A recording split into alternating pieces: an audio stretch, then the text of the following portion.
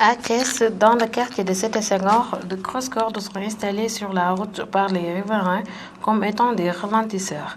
Ces habitants nous font part du pourquoi ces cordes. li tax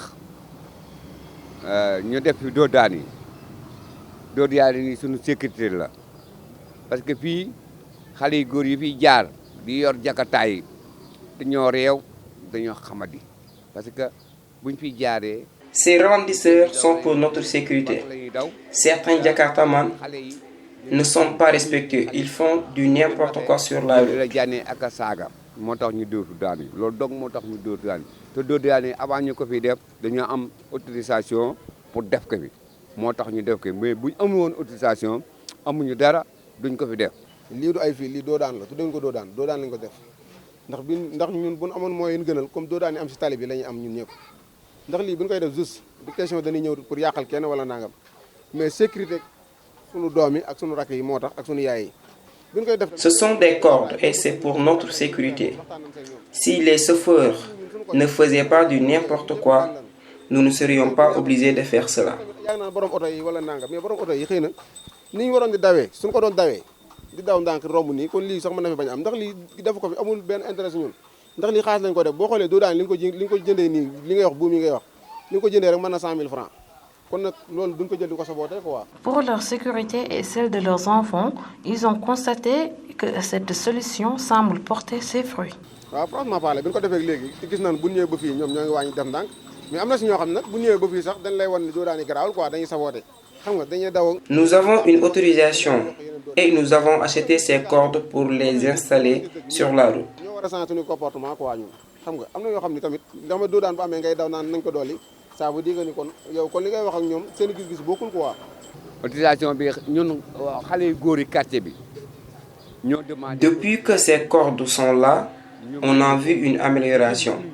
Mais certains conducteurs ne s'en soucient pas. loolu moo tax ñu def ki mais buñ ko amul woon duñ ko fi def. Ces cordes n'arrangent pas du tout les conducteurs en à croire un chauffeur de Jakarta. waaw maanaam bu ñu nee borom Jakarta du ñëpp ndax am na ñoo xam ne ay responsable lañ am na ñoo xam duñ ne ci tali bi dañuy xëy di wut luñ jox seen njaboot.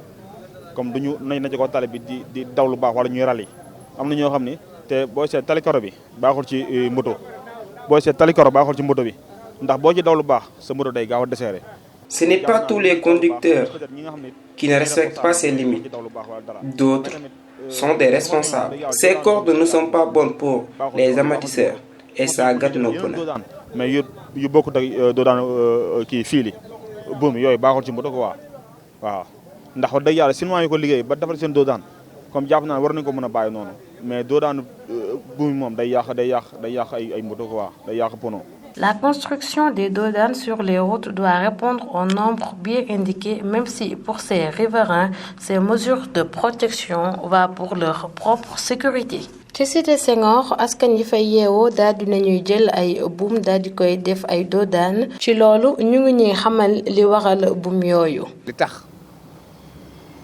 ñu def fi doodaan yi suñu sécurité la parce que fii xale yu góor yi fiy jaar di yor jakataay yi dañoo réew dañoo xamadi parce que buñ fiy jaaree vitesse yu daw lay mbag la ñuy daw te xale yi dañuy génn dañuy fii xale yi te boo leen waxee ñu di la jànnee ak a saaga moo tax ñu dóor daan yi loolu dong moo tax ñu dóor daan yi. lii du ay fii lii doo daan la tuddañ ko doo daan lañ ko def. ndax ñun bu ñu amoon moyen gënal comme doo daan yi am si tali bi la ñuy am ñun ñëpp ndax lii bu ñu koy def juste du question dañuy ñëw pour yàqal kenn wala nangam mais sécurité sunu doom yi ak sunu rakk yi moo tax ak sunu yaay yi. borom oto yi xëy na ni ñu waroon di dawee suñu ko doon dawee di daw ndànk romb nii kon lii sax mën na fi bañ am ndax lii def ko fi amul benn intérêt si ñun ndax lii xaalis lañ ko def boo xoolee doo daan li nga ko jëndee nii li ngay wax buum yi ngay wax li nga ko jëndee rek mën na 100 000 francs. kon nag loolu duñ ko jël di ko sabootee quoi. ngir seen kaaraange ak seen bu njaboot gis nañu ne lii di buum yi tax na accident yi wàññeeku. waaw franchement parlé bi ñu ko defee léegi te gis nañ bu ñëwee ba fii ñoom ñoo ngi wàññi def ndànk. autorisation bi ñun xale yu góor yi quartier bi ñoo demandé autorisation bi ñu may ñu ko ñu jënd suñuy buum jënd suñuy lépp def ko. waaye tamit loolu di buum yi arrangé wul ñii di borom Jakarta yi. waaw maanaam bu ñu nee borom Jakarta du ñëpp ndax am na ñoo xam ne ay responsable lañ am na ñoo xam duñ ne ci tali bi dañuy xëy di wut luñ jox seen njaboot comme duñu nañ na ci ko tali bi di daw lu baax wala ñuy rali am na ñoo xam ni te booy seet tali karo bi baaxul ci moto booy seet tali karo baaxul ci moto bi ndax boo ci daw lu baax sa moto day gaaw a deseere comme jàpp naa ne ñi ciy daw lu baax xëy na peut-être ñi nga xam ne irresponsable yi ñoo ci daw lu baax wala dara mais tamit su ma sañoon wax dëgg yàlla doo daanu buum yi day yàq moto baaxul ci oto baaxul. tabax ay doodaan war naa méngoog norme yi code de la route digle ginnaaw loolu askanu Cité Senghor ngir aar seen bopp ci tali bi tax na ñu foog ci mesures yi gën a simple.